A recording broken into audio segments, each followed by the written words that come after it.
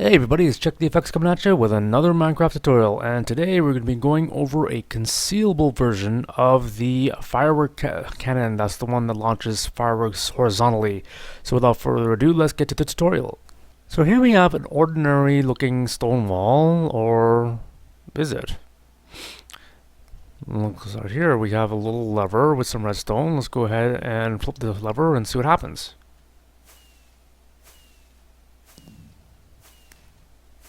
Whoa, what do you know? We've got fireworks being shot out of the wall there. And we turn it off and guess what? It goes back to be looking like a normal wall. Well, let's go take a look at what's behind this wall and let's see what's going on here. Yep, there we go. A concealable fireworks cannon that will shoot fireworks horizontally. Now, the idea of a horizontal fireworks cannon is nothing new. It's been around for quite some time, and it's actually based off of the concept of the old TNT cannons. But what we've done is I've taken this one, which is a lot shorter and more compact than the old designs that we get on YouTube, and added in an additional feature which allows it to be concealed. So what happens is, let's say you happen to have a building that you want to have a pyrotechnics room in, and you want it hidden on the outside so it looks nice on the outside like a normal building, and all of a sudden you have an opening in the wall that allows you to shoot these fireworks for fireworks displays. If you were to check out my episodes of the Jinsu Empire and episode 2, you will notice for the fireworks show that we have fireworks shooting horizontally from the roof of the Imperial Stadium. And this is exactly how we do it, because if you go up close, you'll see there's just a couple of signs that are there. Now, in that case, we had to put signs in place because we couldn't do it exactly as we had here. So if we go ahead and if I open this up, see again, you'll see them start flying out.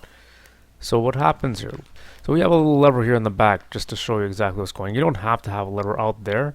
It's just for demonstration purposes that I have it there. So let's say I have a lever that's out here. It can be here or here or here, wherever, as long as within 14 blocks of this repeater. And what happens here is this powers your cascading stack circuit that's there. As you can see here, you have one that's going this way. So you have two repeaters going this way, each on just one tick each, and that feeds into a repeater that has 4 ticks. Now over here we have a repeater on 4 ticks that it feeds into another one with 4 ticks. It also feeds into this one that's on 4 ticks. This is a cascading stack circuit that we have down here, and what it allows you to do is allows you to pull this piston back first, and then these two pistons will then pull both this piston, the sticky piston, and the stone block that it pulls backwards and allows the water to flow out over this area. You'll also see that there is the ice that's there that stops right there, and it then has this little drop that's here. Now if I go ahead and open this up, you'll see what happens here. See?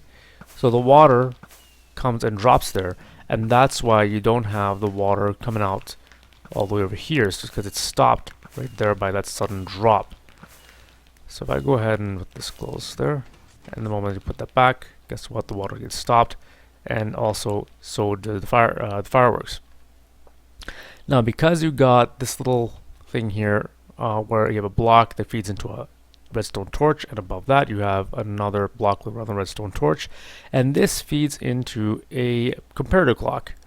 And this comparator clock, the block that's right over here, is right above the dispenser over here, and that's where you have your fireworks. So in that case, what happens is, as long as this keeps ticking, there's a pulse that's sent to this dispenser, which causes the fireworks to get shot continuously at a set pace according to how many ticks this repeater is set to. So if the fewer ticks that's on this repeater, the faster this dispenser over here will fire. The more ticks, the slower the duration will be between times that it fires the fireworks. Now, these hoppers are just there to act as buffers, and we have a chest there for easy loading. So you don't have to have this and this there, for it to work. But it's a nice thing for if you want. Let's say if you happen to have a very long fireworks show that you plan on having, like the one we had in Jinsu on New Year's, on Jinsu New Year. Well, what happens is you can just load all this with fireworks, and then that's just going to keep feeding the dispenser with whatever fireworks you want from that chest, and you can mix it up, make it look nice, so that way it's randomized in a way, and that way you have a nice little display going on for a very long time, and that amount of fireworks can actually last an entire Minecraft night, as a matter of fact. So maybe even then some. So this is actually it's a good idea to have something like this that's there. So what you want to have is a repeater feeding into this block, which goes up into this level, which then has your comparator clock like this. So basically, you have a redstone torch, redstone dust here, redstone wire, comparator in comparative mode or subtractive mode, doesn't really matter, and then it goes this way, and then you have a repeater that goes back in and it loops over and over again and causes the block over here, this is the key one, the block over here to receive power in pulses, and that allows this dispenser to keep on pulsing and shooting out firecrackers or fireworks. Also, what happens is you got from this side and this side, you have this repeater which transfers power over to this repeater, and then this repeater which also transfers power to this one. Now you can see you have 2 ticks here, and then this one over here, and then power gets to this one here. Whereas over here you have 4 ticks here, and then 4 ticks here, so 8 ticks, and then power will go into this to cause it to lock.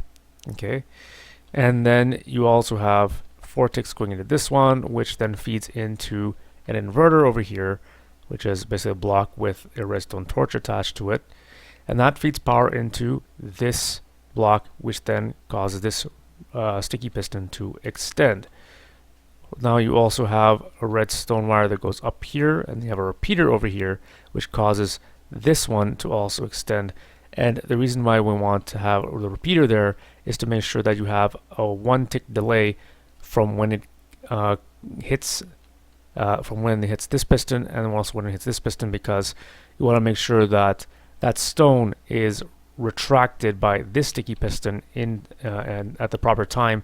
So this one is not going to try and retract back until that stone is retracted. So that's why you want to make sure that there's a little bit of a delay, like a 1 tick delay between this piston and this one. So this one should go first, and then this one should go first. So this one should go first, and then this one should go second.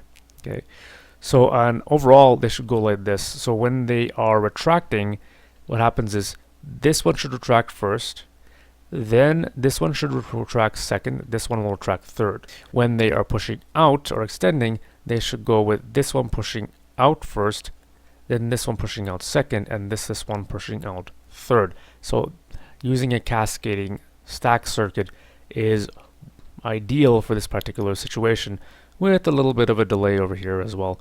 And also for here, you're going to make sure over here you're going to have your water block, so it's your water source block that's there, and so when this gets retracted, the water is going to start flowing out, and then you get your nice little effect like this. See, there it goes. And this is all covered in glass, just so that you can see what's happening here. You can see how they're coming out through that, and the fireworks as they blow up over there, and also how it's going away like this. See?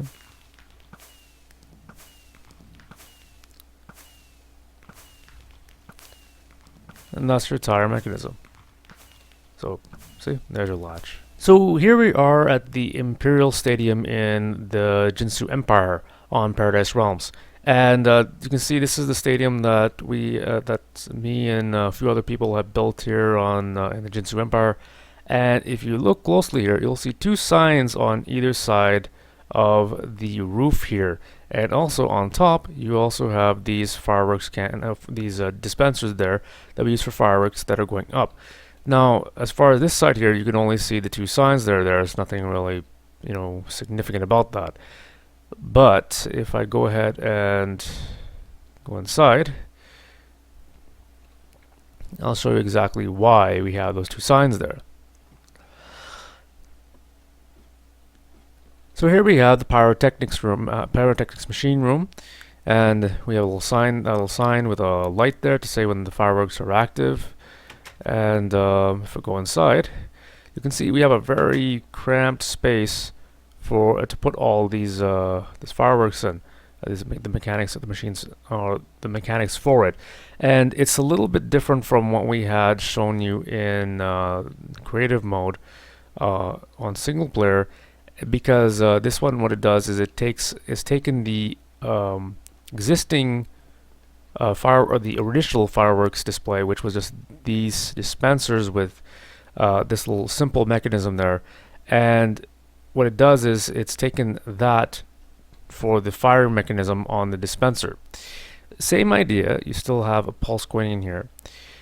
Also, we've got this working for we have got one comparative clock and one lever for power source that's feeding 4 mechanisms. We have this one with the dual upward facing dispensers that's on this side, and also on the other side of and you have this beacon that's there. On the other side of this beacon, you can see the wires that are going out this way, because on the other side as well, you have, I guess so you can see that in the distance, you have some other ones that are there as well. So because of that, we've kind of had to improvise a little bit. And you'll notice that if I don't know if I can see if I can show this, but there is some redstone wire that comes out from the front. That means that we've had to make sure that there was a redstone conducting block there that would keep the water in its place, not flowing down and destroying all the redstone wiring. So to do that, we had to put a sign on the outside so that the water would not leak outside either. So you can see this one already has your fireworks filled up from last time. And I think this one's, yeah, that one's is retracted fully. And unfortunately this was covered up. So what I'm just going to do is I'm going to head outside so that you guys can see exactly how this works a little bit close up. Same concept that what we did in the single player. But you can see there, we had to put a solid block. This solid block here actually has, on this side you'll have a repeater, and this side there'll be a repeater underneath these stone brick steps. And that's going through this redstone block here. So because of that, because we can't put the little hole there, we put this sign in place so as to keep the water from flowing down the roof and keeping it under control. But looks like all the fireworks are finished, so I'll go ahead and off that, and I will see you back in single player. So that's it for today's tutorial. I hope you managed to find it interesting and you've been able to find this useful in your builds. If you do like what you see, please like and subscribe. As well, if you'd like to leave a comment or a question, please do so in the comments section below, but just keep it clean. This is JackPitDFX signing off. Peace.